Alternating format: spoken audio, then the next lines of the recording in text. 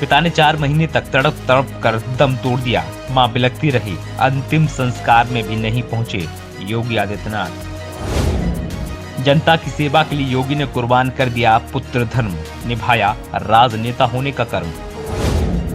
Corona महामारी में करते रहे प्रदेशवासियों की चिंता, एक एक दिन एक एक पल सेवा में बीता। पिता जीवन की अंतिम सांसों के साए में झूल रहे थे।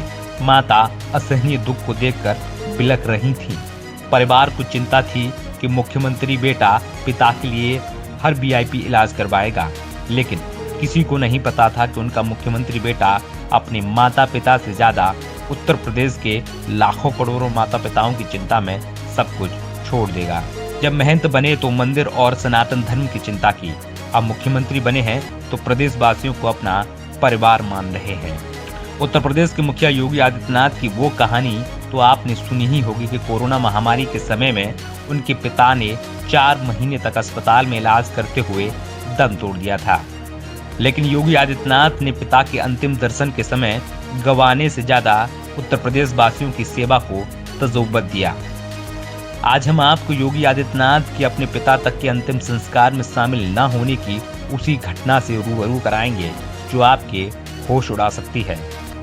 इस घटना में आप जानेंगे कि एक तरफ जहां राजनेता अपने परिवार वालों और सभी संबंधियों की चिंता, उनके ऐशो आराम की जिंदगी देने के लिए लाखों करोड़ों का घोटाला करते हैं, जनता के पैसे की लूटमार मचाते हैं, वहीं दूसरी तरफ एक राजनेता ऐसा भी है जो अपने पिता की अंतिम विदाई से ज्यादा जनता की सेवा को महत्व देता है। लंबी बीमारी के बाद हुआ पिता का निधन।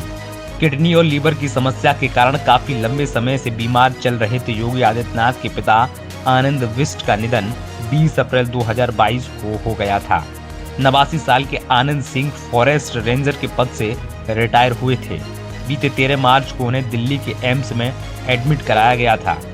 हालत ज्यादा बिगड़ने पर उन्हें वेंटिलेटर पर रखा गया है। 20 मार्च 2020 को सुबह 10:40 पर उन्होंने अंतिम सांस ली। एम्स दिल्ली में निधन होने के बाद सीएम योगी के पिता स्वर्गीय आनंद बिष्ट का पार्थिव शरीर उनके पैतृक गांव पंचूर यमकेश्वर जनपद पौड़ी लाया गया था, जहां पर विधि विधान के साथ उनका अंतिम संस्कार किया गया। पिता के निधन के बाद पूरा परिवार में शोक की लहर छा गई थी।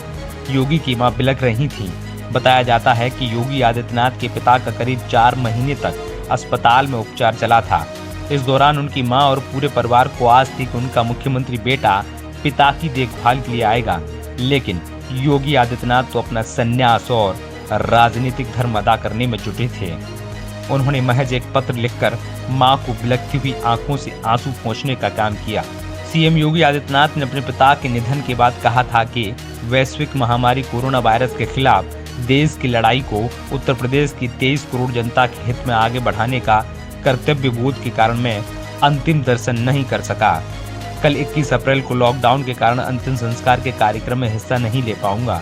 सीएम योगी आदित्यनाथ ने अपने खत में लिखा, पिताजी के कैलाशवासी होने पर मुझे भारी दुख और शोक है। वे मेरे पूर्वाश्रम के जन्मदाता हैं। जीवन में ईमानदारी, कठोर परिश्रम और निस्वार्थ भाव से लोक मंगल के लिए समर्पित भाव के साथ कार्य करने का संस्कार बचपन में उन्होंने मुझे दिया। अंतिम क्षणों में उनके दर्शन की हार्दिक इच्छा थी, परंतु कोरोना की लड़ाई के कारण वे ऐसा नहीं कर पा रहे हैं। पूज्य पिताजी की स्मृतियों को कोटि कोटि नमन करते हुए उनमें मैं विनम्र श्रद्धांजलि अर्पित कर रहा हूँ। लॉकडाउन के बाद उनके दर्शनार्थ के लिए आऊंगा। योगी आदित्यनाथ के इस पत्र को देखकर आप समझ ही गए होंगे कि उन्होंने 23 करोड़ प्रदेशवासियों की सेवा में व्यस्त होने के चलते अपने पिता के अंतिम दर्शन को त्याग दिया। वह देश के सबसे बड़े सूबे उत्तर प्रदेश के मुखिया थे। उनके हाथ में हर वो पावर थी। कोरोना और लॉकडाउन के समय में अपने पिता के अंतिम दर्शन हेतु वह हर इंतजाम कर सकते थे, लेकिन उन्होंने जनता की सेवा और कानून को अधिक तवज्जो दी। जाहिर है कि इसी उत्तर प्रदेश में आपने कई ऐसे बड़े नेता देखे होंगे जो परिवारवाद और अपने खजाना भरने को तवज्जो देते हैं, लेकिन योगी आदित्यनाथ ने आज राजनीति के हर मिथक को तोड़ते हुए देश सेवा और परोपकार की मिसाल पेश की है। योगी आदित्यनाथ की त्याग, तपस्या और जनता की सेवा दृढ़ संकल्प को आप किस तरह से देखते हैं, हमें कमेंट सेक्शन बॉक्स में जरूर बताइएगा। Bureau report TNF today.